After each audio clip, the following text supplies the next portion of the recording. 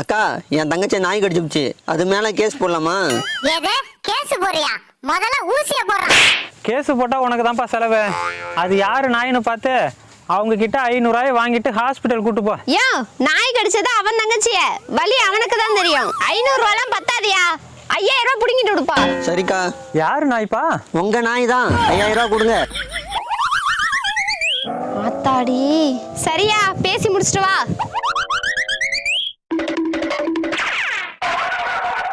500 ரூபாயில முடிய வேண்டியது இந்த குந்தாணி 5000 ரூபாயில இழுத்துட்டு போற பாத்தியா?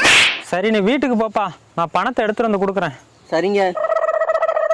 உனக்கு ஏதோ 5000 ரூபாய்? உங்களுக்கு இந்த மாசம் அரிசி வாங்க வச்சிருந்த காசு தான். உன் இடுப்புல இடி இறங்க. அவன் தங்கச்சிய நாய் கடிச்சதுக்கு உன் பொண்டாட்டி 5000 ரூபாயை ஏத்தி விட்டதுக்கு நாங்க என்னடா பண்ணுவோம்?